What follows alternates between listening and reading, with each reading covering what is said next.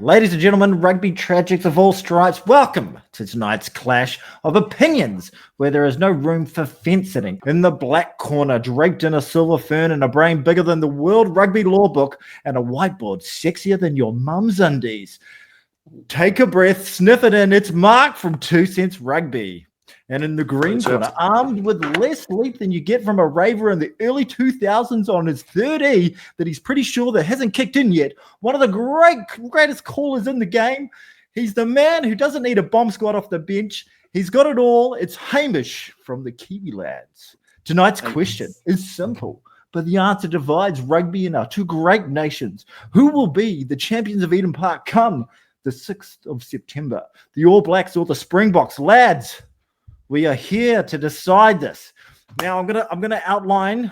No, great to have you both here on your channel, Hamish. How do you feel? Thanks. What have you done wrong to lead us into this? What's going on? Well, I thought it would be an interesting topic because, of course, this is one of the most anticipated, if not the most anticipated match of the year, the Rugby Championship. One win each side at the moment. I don't think anyone was predicting that at this point, but that big match at Eden Park, the streak versus the world champs, I am very excited for that contest. You look excited. You really do. I am Doesn't he look excited? Look, we're gonna inject some energy. Mark, how are you feeling about it all? Oh, I was feeling a lot more energized on take one until you buggered up the intro. So we're here on take two. I was slightly deflated, but no, I'm ready to go. Let's get onto it. All right, let's get into it. Okay, so lads, what have we got? Like 5 talking points today, 5 agenda points. There will be 1 point awarded to the winner of the debate. It doesn't necessarily have to be the person who's the most rational. I will be giving passion points, okay? So you can sway me by a bit of aggression, a bit of passion. If you put down the other person, that's going to sway with me pretty well. The more combative you're going to be, the better it's going to be, because potentially we're really looking at two men who are so fence-sitting that you are both in danger of being impregnated by fences. So the aim of the game as the mediator is to get you both off the fence and throwing some punches. Okay, so agenda point 1 is the aerial battle. It's a massive contestable point. It's a huge strength of the game of recent time for the Springboks, and maybe an area of a little bit of vulnerability for the All Blacks. So judging from the hats, I probably should have established this probably earlier. Mark is going to be the All Blacks, and Hamish, you are going to be pro the Springboks. So, Mark, would you like to have your opening stanza on why the All Blacks are going to be able to manage the aerial battle? Yeah, sure. I mean, the easiest and clearest point is they know it's coming. 100%. Everyone knows it's coming. I mean, the squad has not been named yet for the box, but you know it's Pollard. You know it's aerial balls. There's no doubt. Even Tony knows this. Tony knows they're going to kick aerial balls. I do This is the know. guy who watches rugby league half the time. He knows there's going to be aerial balls. So everybody knows it. And Razor can plan for it. He can pick big dudes. I mean, I doubt it, but he might pick Geordie Barrett at fullback. Dude's like 6'5". Just put that big dude at fullback. Put Will Jordan on the wing if he struggles. Well, surely Will Jordan can't have 2 weeks in a row, 2 games in a row where he's that, I'll use the word terrible rather than a curse word to save Hamish some editing later. That terrible under the high balls. It can't happen. We would have accepted inept too. Inept would have been another one. He does have other options there. I mean, Caleb Clark's back fit. He's been released to play some NPC. They've got Narawa, who's a bit taller than the likes of it. Steve Reese also been released. So the likelihood of those guys playing is a bit slimmer, but they've got some potential rugby to get under their belts. He can pick the height. He knows it's coming. Just prep for it, man. It's just practice, baby. Can't be that bad two games in a row. So unlike Pearl Harbor, and when the Allies were unexpecting that particular aerial battle, your argument really sort of revolves around the fact that they're expecting it, so they should be able to deal with it. Despite the fact that after the Argentina game, Razor was like, "Yeah, we were expecting the aerial battle. We practiced it." Okay, now you're arguing against. This time they're going to no, go off the fence. Stay on one side of the fence. Don't go back towards the fence. Okay, all right. Okay. What's your response? Your rebuttal to that those incredible points? Well, I do think I've drawn the slightly short straw here because, of course, we are all from New Zealand. But watching that last game up against Argentina, you know, you mentioned about the aerial battle and the fact that they'll be ready for it, but can they do a thing about it? Because South Africa, I was watching both of these games just recently, looking through highlights and also watching every single time that ball went in the air. And throughout the whole first half, South Africa caught the ball 8 times in the air when it was in the contest. New Zealand, they only kicked up 2 contestable ones all throughout that whole match up against Argentina, and they were lacking any chance of catching those ones. As you mentioned, Will Jordan, he was struggling in terms of being able to take it. Rieko Ioane, watch the time when Rieko went up for it at 9 minutes 40. He was missing that ball by about 5 meters. He was looking over his head, over his head. It went back there. But to be fair, Batista Delgado was an absolute animal under those high balls, the way that he was able to take them all throughout that matchup. But it just is a big concern. Now, I do actually think that New Zealand, if they make a couple little switches, could be very competitive in this regard, but they only kick those 2 contestable ones, which just makes me think if you're going to feed into the back 3 where Colby more than likely will be waiting, you've got, you know, that dangerous Apalele Fasi option. If they do go that way, of course, Vili Leroux was going to be selected in that last matchup, but another factor of that aerial battle is that short kickoff. They used it quite a few times in the first match up against Argentina, Geordie Barrett going up for it, and they actually retained the ball a couple times. The first time that the All Blacks used that in the second test match was 60 minutes through when Damian McKenzie kicked it off and they were already down by 13 points. So do you think tactically, you know, there's a bit of a concern here that maybe even though they are ready for the aerial game, they won't be able to do much about it? 10-second counter, 10, 9. Yeah, you're asking me. Yeah, you're not asking I really don't know who I'm at. Just either of you, really, whoever wants. No, I'm going to cut you off. Very good points. Fantastic. Okay, so you seem to have a lot of statistics, a lot of things, examples you can actually point to, rather than just the general marbo of the thing, the vibe of the thing. Final points, and just let you guys know if you throw in an insult here and there, it's going to sway this judge. So, Mark, your final thoughts to win the point?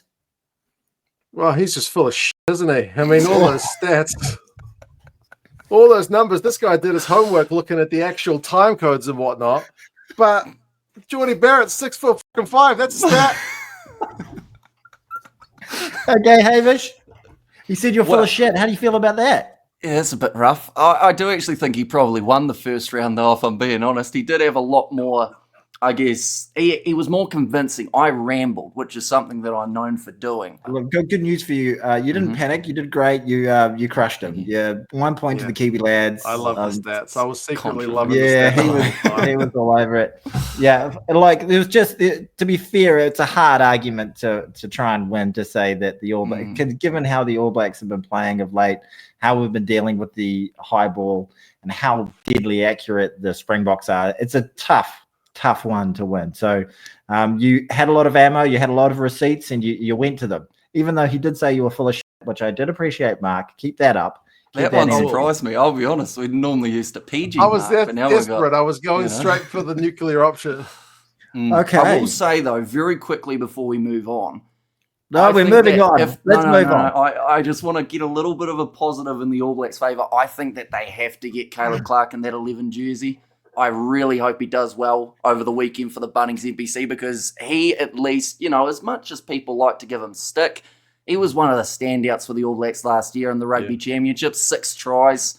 And you just need someone who looks interested in chasing a ball. You know, you look at the South Africans, but sorry, I'm going on from my turn, but Kane and Moody, Cheslin Colby, that second test match, every single time Colby went up there, whereas every single time I watched a kick in that All Blacks Argentina game, I watched Rieko try to get further out of position so he didn't have to go up for it, and I saw Severis pretty much anywhere but going up for that ball as well. Like, we just weren't getting hands on it, we were which is what you're going to need. You're a shamble. You know, Will Jordan can't cover the whole field.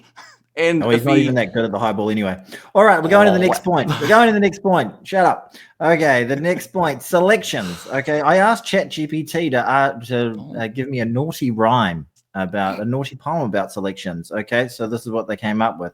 One sweet selection wasn't enough. I chose them all. I like it rough. So that was so we're in the let that guide you in any way. But we know the selections are massive. They're the men that we put on the field to win the games for us. Has Razor beginning it right? Rassie's always been known to pull a swift one in terms of selections, his whole strategy around it.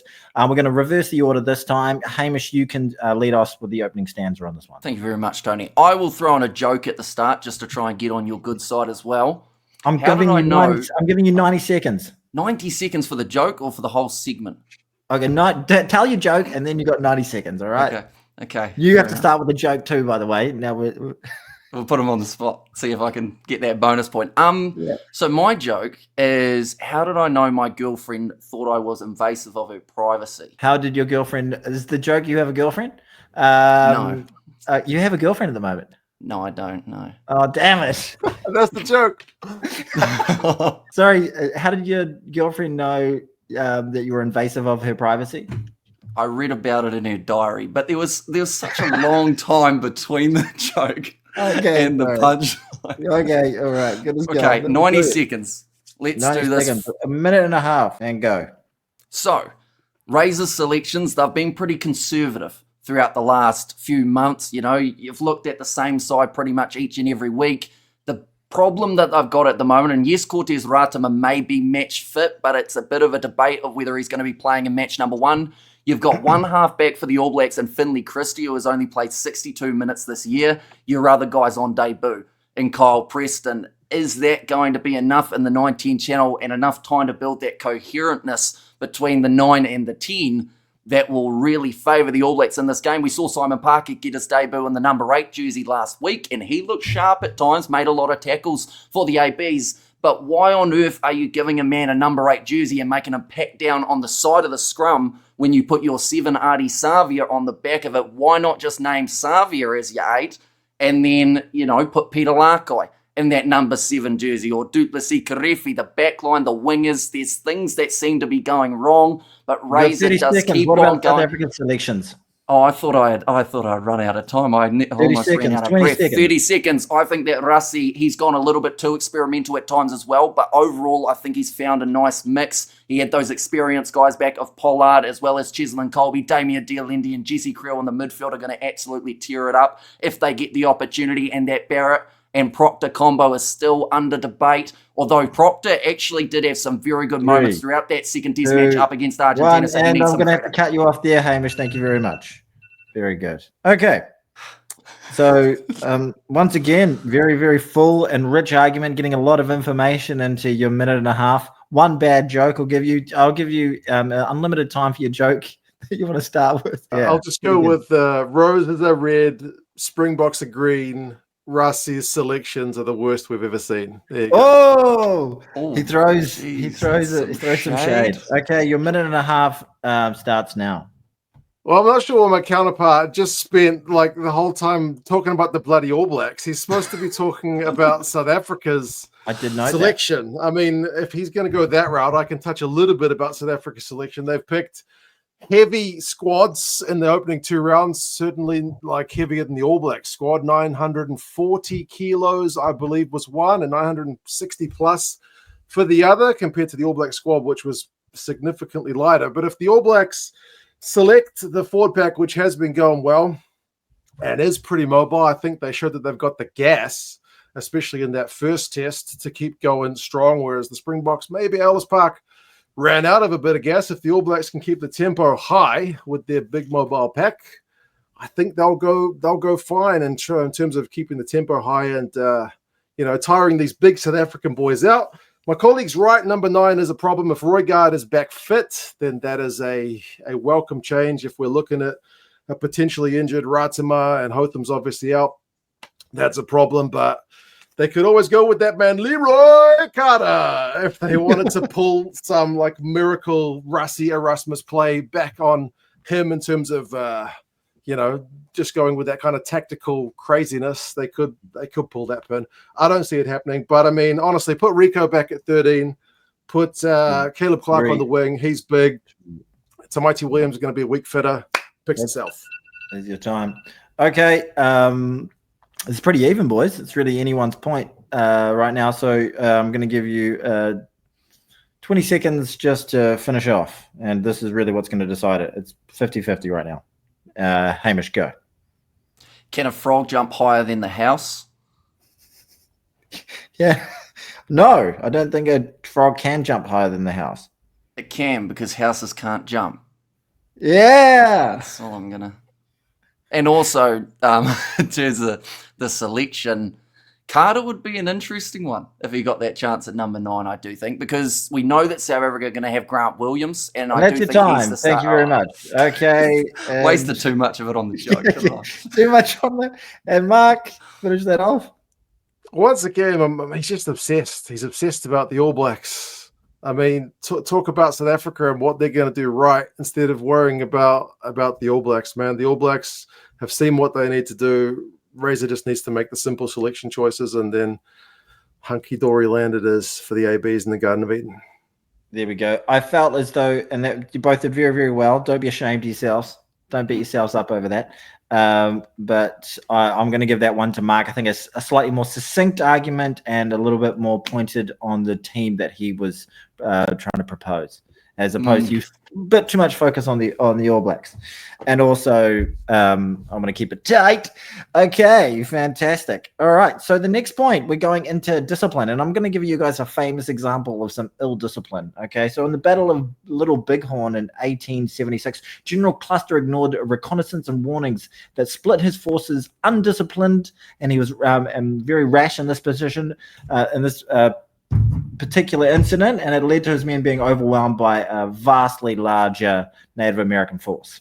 Okay, so hopefully that's going to be a lesson to both Rassie and Razor, that they're not going to divide their forces and they're going to listen to their reconnaissance missions. Okay, anyway, Mark, I'm going to give it back to you here. Discipline. Bit of an issue for both teams at times at the beginning of the Rugby Championship. Mark, why is discipline going to be hunky-dory for the All Blacks this time, and why is it going to be shithouse for the Springboks? Yeah, I think a lot's been talked about the All Blacks discipline, and kind of rightly so, after a couple of just brain fart yellow cards, particularly in that second test. Those are easy fixes, I feel like. We're not going to see the All Blacks do that again. And the key man is, who's the guy with the whistle? It's Carl Dixon. He's the English ref who's a bit of a wild card himself. So even if the All Blacks do somehow manage to just brain explode once again, if there's a man to let us get away with it, it's Carl Dixon. The All Blacks have played 4 tests under Carl Dixon. Italy, they've played against Ireland at Eden Park, where we won. They've played against Australia twice under Carl Dixon. They've won all 4 tests under Carl Dixon. The Boks cannot claim the same. They have lost to Ireland in Durban under Carl Dixon. So the All Blacks are in the good graces with the referee, and the penalty count under Carl Dixon, if you love a stat, 16, 14, 10, and 9. It's going down every single game. The All Blacks discipline under that man, Carl, is getting better and better. We're ingratiating ourselves with the Englishman. So, yeah, there's no way. There's no way the All Blacks can once again just be that dumb. I don't believe it is possible. 4, 3, 2, 1. Fantastic. Very good. Well done, Mark. You did your reconnaissance on the referee, for goodness sake. Boy, oh boy, did you see that coming, Hamish? I didn't. I don't think we gave him enough prep time, to be fair. We only I told know. him about it when he was having his real tea. good stuff. We agreed to do this about an hour and a half ago, and he's been feeding his children. He's coming up with a referee stat. What a nerd. Okay. Next up, Hamish. You can beat that bad boy. You going to start with a joke? I won't start with a joke, but I can start with a question if that's all right. Okay, start it. But Mark has to answer straight away. That's the rule.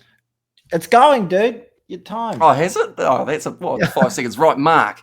That game up against the Italians, are you referring to the one in 2024? No, it's older than that.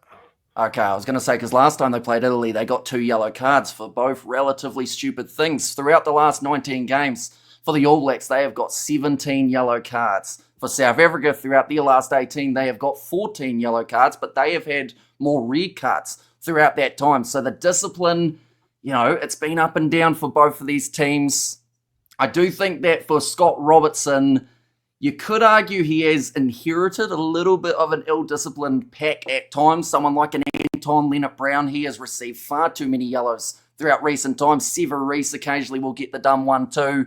But the amount of penalties that the All Blacks have conceded this year and last year is a real concern. We have seen in that last game up against Argentina, the 10 penalties conceded. South Africa, they had 7 yellow cards last year alongside New Zealand 7.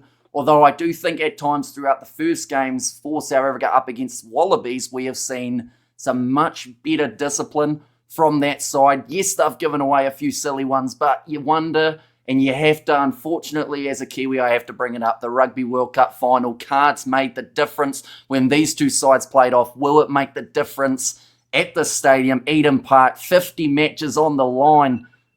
Yeah. I guess All right. Stop talking now. Two very, very sound arguments, lads. It's hard to. This is another one. It's really down the middle. I like your left wing thinking there, Mark, going with the referee as opposed to actual facts. And there's some pretty compelling stuff you're saying there too, Hamish. Hamish, I'm going to give you 20 seconds to start. We'll go with Mark. 20 seconds just to really dig it in. If you call him a word or something like that, you probably get some more points. Okay, so here we go. 20 seconds starts now. Mark, go. Well, as Tony knows, that bloody World Cup final, that's the TMO getting involved. That's that bullshit. Like, let's just cut that out. World Rugby has been calming down the TMO, so that puts us in a much better position discipline-wise. First 2 games of the Rugby Championship, we've conceded 22 penalties. The Boks have had 19. That's bugger all difference when you consider we were away, hometown advantage. This time we've got the hometown advantage. Ba-boom. And you now, Hamish. Alrighty. I can still hear the alarm. It started again. I always get the 5 seconds off. So okay, you're starting. Go. Go. I'm panic. I'm under pressure. But I do think that discipline, as a general consensus, will win this game. Whoever gives away the least penalties has a very good shot. That went off. That still had 12 on the clock, didn't it? No, it was my previous one. Just don't get any yellow cards either side. Okay, you're finished. How many alarms is that? 7? You crumbled under pressure. I'm giving it to Mark. I'm sorry. It's okay. My cheekbones hurt. I wanted to give that one to you. I crumbled the last 20. Well, sorry, the last 5, then the last 2, then the last 7 seconds. Maybe I did completely throw a spanner in the works with some bad timer management in there a little bit too. So apologies if sometimes the referee makes an impact on the game. But I was playing to the ref by going to the TMO angle because I know you. Yes, he did. He knew one of my trigger points there. TMO drives me nuts. So there you go. Fantastic. All right, guys, we're on to our penultimate point. Physicality. It's a brutal game. And these two packs are known for, especially the Boks are known for their physicality, but has it been what it has been in the past? Has that been slipping off, or is it just waiting and dormant to ready to launch into Eden Park, that vaunted Bok physicality? Hamish, let's get you to kick that one off. Physicality, who wins the physical battle?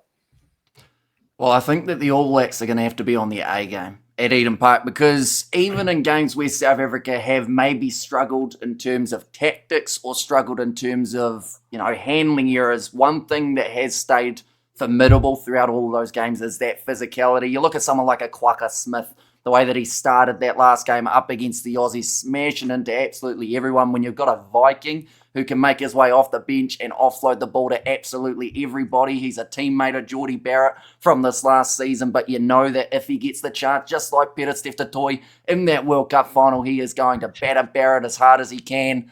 And it's just one of those scenarios where New Zealand, sometimes throughout this season, my biggest concern is they have kind of let physical nature turn into penalties rather than just being physical. The scrum battle, that's going to be an entertaining one. We've seen the advantage to the Boks in multiple games, but New Zealand have a very strong pack and they need to use their young players. But has Razor got the complacency a little bit too much throughout that coaching stint? At the end of the game, no matter what, we're going to hear, it's physical. It's always physical. It's test match footy.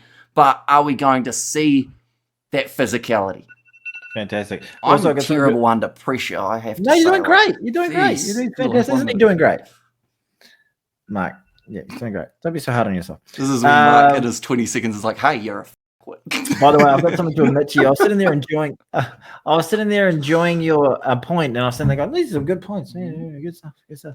And then I realized I hadn't started the timer. So then I just sit there for a while, and I stopped listening to what you were saying for a while there, just trying to work out, okay, is this about a minute and 10? Because I was going to start the 20 at some stage. So I don't know how much time you had then. But no, that's all right. It felt like a minute and a half, didn't it, Mark? Yeah, that's about right. Okay. All right, Mark.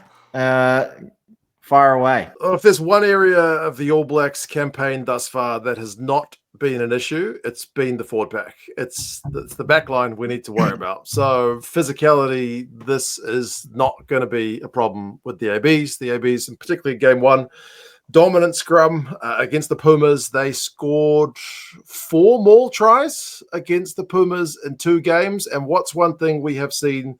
The Boks, uncharacteristically, have been a bit vulnerable to this 2025 season, including conceding maul try against the Italians. It's the maul. I mean, the Aussies did it to them. If we can do it to if we can do it to the Pumas 4 times, and the Boks are over here conceding maul tries against the Italians, this is an area the All Blacks will absolutely go to. If the Boks are going to kick high balls, the All Blacks are just going to maul it. Maybe it'll be a taste of giving them some of their own medicine. I think the All Blacks forwards will be relishing that. We saw in the Aussie series, the Aussie props were not dominated. We didn't see the bomb squad coming on and devastating the Wallabies forward pack. This All Blacks forward pack is better than the Wallabies forward pack. So, bomb squad, bust squad, man. Whoa, you still got 14 seconds. You just want to forgo your time. He's going to do the mic drop. That guy's a f***wit, by the way.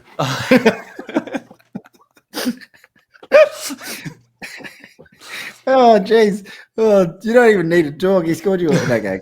I'm going to give you, because I didn't know exactly how much time you had. This time I'm going to give you, to finish up, I'm going to give you, Hamish, 35 seconds, and you're going to get 20 seconds. Okay? So off you go, Hamish. I do think that the rolling maul tries from the Boks, we've got to remember a lot of those games they have had mixed and matched forward packs rather than going with their strongest lineup. Now, off the bench, I think we're going to expect a 6-2 in this match for South Africa. New Zealand, the last time they tried a 6-2, they lost by their biggest margin up against the Boks at Twickenham, or at least in recent times anyway.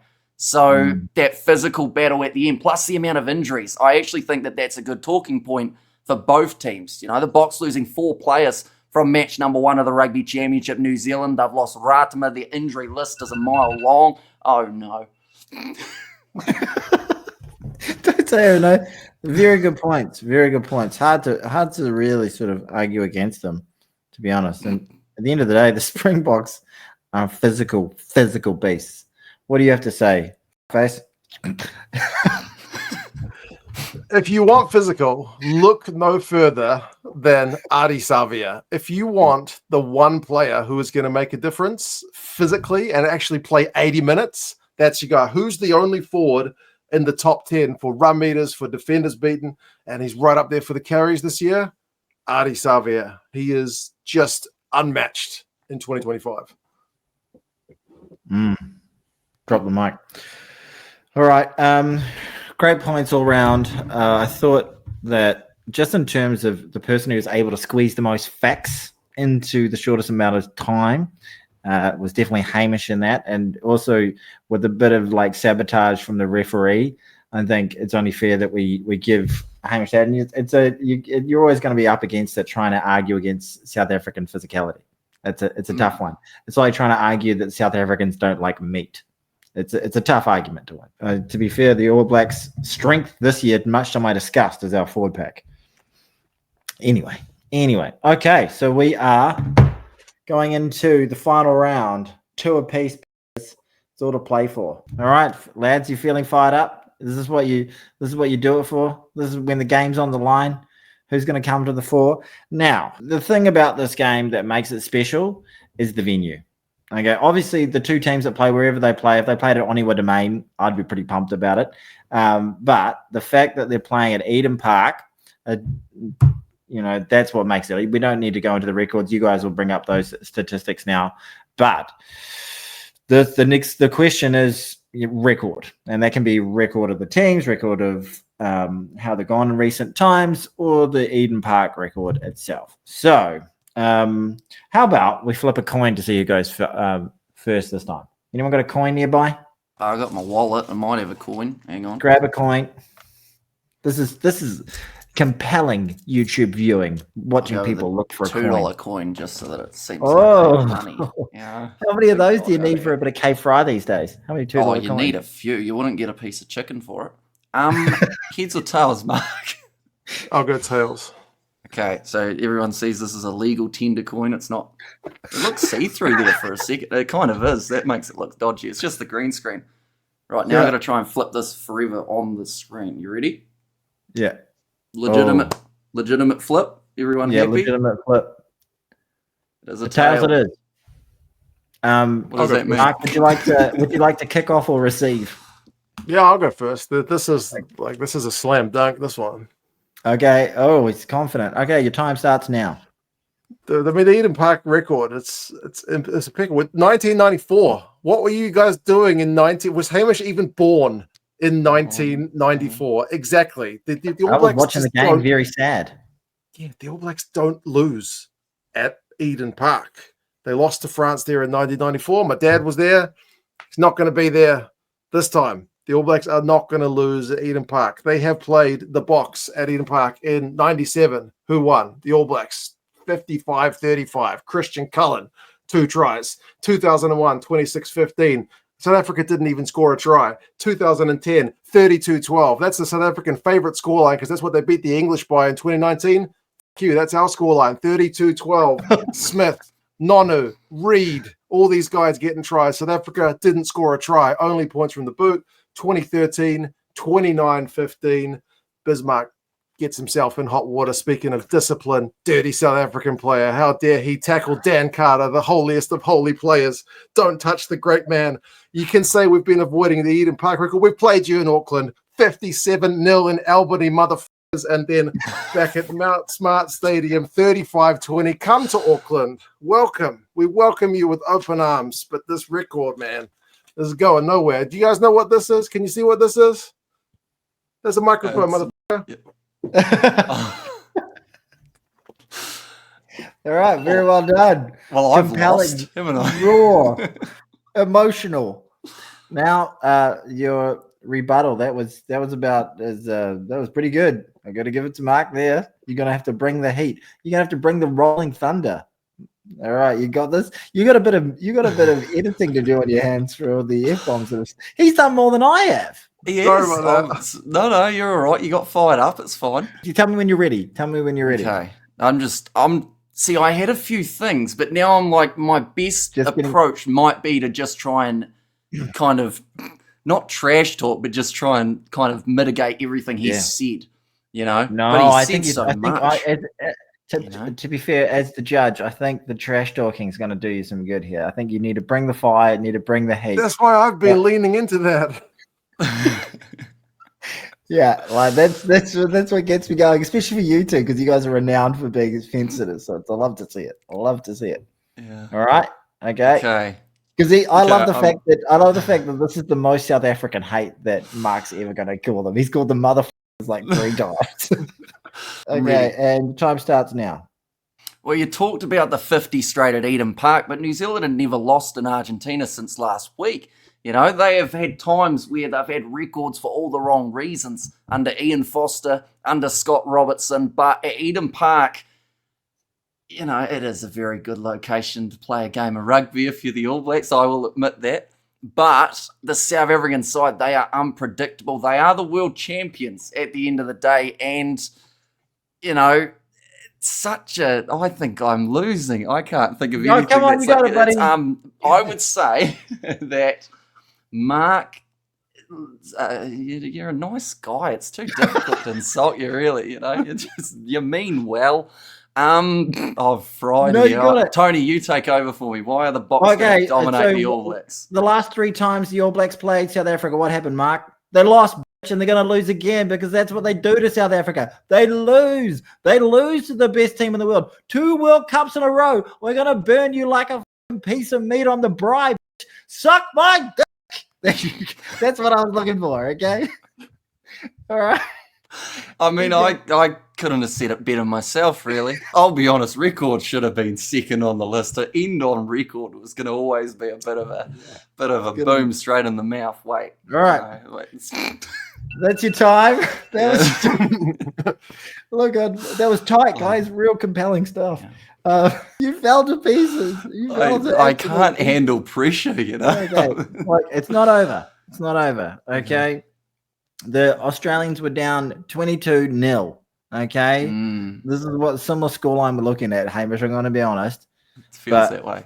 You've got 20 seconds to pull this out of the fire. You know, do it for your South Africa. I really should have said suck my balls. That would have been better than suck my really thinking about. That's going to keep me up tonight. Mark, it's just 20 seconds to put the cherry on the top. It's starting now. Well, Hamish may not be aware about this, but Eden Park is not in Argentina. Eden Park is its own thing. Eden Park has an aura. As soon as you step into that stadium, you're going to be shivering in your boots if you are wearing that green and gold jersey. The All Blacks at Eden Park are a different beast. All right. Okay. What do you got? What do you got? Let's go. Come on, Hamish. Get some fire in the brain. You're a quick-witted man. You got this. Every time I look over at my notes, it says 50 straight at Eden Park, and that's the worst thing to look at when you're trying to come up with a But they're not 50 wins, mate. There's a draw thrown in there. There's 2 draws. Unbeaten, yeah. Okay, and your time to pull this out of the fire with some sweet, sweet, fiery magic starts now. So South Africa may not have won at Eden Park, but they have won 10 times in New Zealand. So, you know, yes, Eden Park is quite the fortress, but if you look at the crowd numbers from Super Rugby, you wouldn't think it 5 people showed up. There has also never been a hat-trick scored by an All Black up against the South Africans, yet they have got themselves 2. There you go. That's your time. A great debate. Fantastic debate. Really, really. Both 2 of the greatest minds in rugby YouTube space. It was great to have you here with us, Mark, me and Hamish being the 2 great minds. And the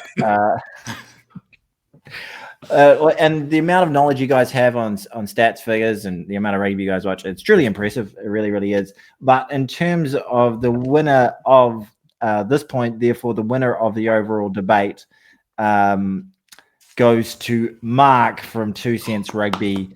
The fire and the absolute brimstone and passion that was brought to that last argument came from a place that I have not seen from Mark before. And over 100 episodes of 2 Cents Gets Distracted, I've never heard him call people motherfuckers that many times, and I'm very much here for it. And to be fair, it's a hell of a point to argue. It writes itself. It's really hard to overcome. But a fantastic debate overall. Hamish, what are your thoughts of the overall debate? Conceding it to Mark in the end, but you put in a very gallant effort.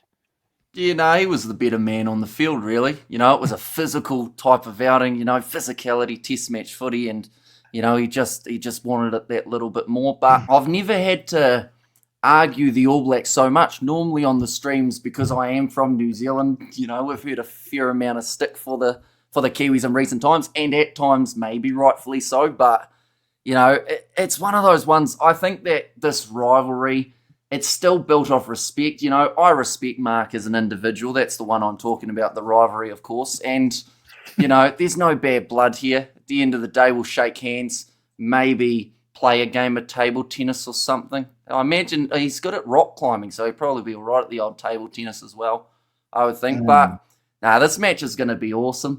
And the thing is, the Rugby Championship, with how it sits, it is so much more important than it already was. Like, it was already the biggest game of the year, but now it's the biggest game with a little bit of extra implications on it.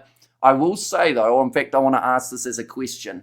If New Zealand do it in Auckland, are they also going to do it in Wellington? Or Do we? No. Oh, the nod from Mark there. I did see.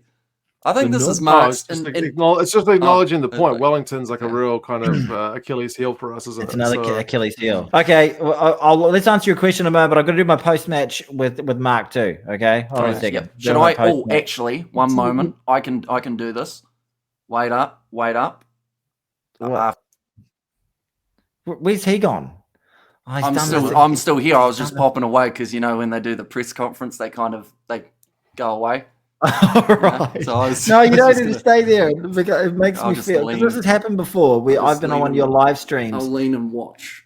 You need to get a comfier chair, mate. It's actually brutal. You need a comfier chair. You really do. Mark, how do you feel about the debate? You came away with a victory. Tough competitor you were up against. What was the game plan coming into it? Oh, yeah, it was just to look up a bunch of stats, mate. That was it's actually quite fun to look up some stats in prep for this. It makes me think I should look up even more stats in match previews, but you can go a little bit too stat heavy. So it was a good balance of abuse and stats. I feel like, getting that right. That's where you had the edge. You had the fire. You brought the brimstone. You brought the passion. Yeah, it's like rugby. You play to the referee, right? With Tony as the adjudicator, I figured he'd appreciate a bit of smack and a bit of potty mouth and stuff, which is not what we usually get on Kiwi lads. But we are Kiwi lads, and sometimes that's right. We're all Kiwi lads, unless you're from South Africa. Fire, so no, it was definitely a good one, and. What do they usually say? They all credit to the Kiwi lads. They they put in a really good effort, and it's bloody hard out there and very physical. And So you went down early. You lost the aerial battle. So you lost that. You didn't show any sort of signs of pressure, and then you won selections, didn't you? And I thought the one that you pinched off him. Who won discipline? I think Mark did in the end. I think you got that one, and then I came discipline back. It was quite crucial. I think him pinching that was one that you probably could have got. There's a strong case for discipline on the side. Was that the one where I told the joke about the frog in the house, or was that the one prior? That was the turning point, I think. That was when my momentum just... You both did very well. You know what pisses me off about you, Hamish? It's probably multiple things, Tony. I'll be honest. One thing in particular, you're too goddamn impartial. You call it straight down the middle. Mm-hmm. You sound like you're rooting for the All Blacks to lose. You sound like you're almost kind of like. I thought that was what my role was in this. I thought I had to be South Africa. That's why I think you're probably the best in the game. If you didn't have a New Zealand accent, you wouldn't know where you're from. This video we've seen almost in wrestling. It's called a heel turn. Is this the start of the Mark anti-South Africa stage? He's gone heel. Maybe if they nick Eden Park from us, it might get some kind of psychological imbalance going on where I just lose the plot. I don't know. Yeah, right. I try to call it down the middle with the previews and stuff, but live streams I'm a little bit more biased. The best and biggest game of the year, and it's something I've been looking forward to. As soon as you saw it on that schedule, you thought that's the one we're circling. That's the one we're looking at. Yeah, it's going to be huge. Going to be huge. I just really, really hope that we can both teams put in a performance that's worthy of the occasion. Because hopefully it lives up to the occasion. If it's a real stinker, it'll be a bit disappointing. Because both teams have not really put in great performances so far this year. Yeah, true. But then that could also motivate them that little bit more. Maybe they were looking too far in the future, looking at the Eden Park test as the big one that they had to get right. But I just hope we don't have any sort of really bad controversy around the match. Like if it can end and everyone says, okay, hell of a test match, the better side won. That's but that's not going to happen, is it? We've seen how rugby I think the chance of that's pretty minimal. Yeah. There's always going to be someone butt hurt. Yeah. With the game, there'll be cards, there'll be contentious calls, there'll be moments missed, moments on review that we'll look at forever that were missed, or you just gotta, the way the game is adjudicated right now, everything's under a microscope, and it's so hard to referee with any sort of flow and without any sort of controversy, especially in the bigger occasions, as we saw with the Lions. I think this is actually, we've done the live streams. This might be the first video I've had Mark and yourself, Tony, on. I know that I've done some with you before, Tony, but I don't think we've ever had a threesome on this. Never had us three on a video. Anyway, very much a pleasure. Fantastic debate. We're all very much looking forward to the game going ahead. Massive thank you to you, Hamish, for letting two reprobates like myself and Mark onto your channel. Very much appreciated. Any final words from you, Mark? Go subscribe to Tony's channel, Distracted Sports. He's got some cool videos about sports psychology recently. Oh, cool. Yes. Yeah, fantastic. Well, not too many. But anyway, thank you for that, Mark. The shameless plug. Subscribe to this channel. This channel is dope as all F. And any final words from you, Hamish? Yeah, be sure to check out Tony as well as Mark. Mark is on the road to 100,000 subscribers. He is getting close. I think by the end of the year, easily you will get there, won't you, Mark? Maybe if I stop having Tony on the podcast. It's that risk that you have to be willing, risk and reward. But no, thank you very much for coming on. Also, if you do like the longer form type of video, the perfect one to watch each week is 2 Cents Gets Distracted, their podcast. It's on Spotify. It's on Google Thingy-mabob that has podcasts. It's on YouTube as well. iHeartRadio for the ones here in New Zealand. But of course, we should also put the disclaimer, don't take anything in this video absolutely too seriously. We love both of these sides. Take it very seriously. Take it real serious. And this is life and death. It's rugby. We just want a good game, don't we? But nonetheless, thank you all very much for watching. Let me say it. And I'll see you in the next one.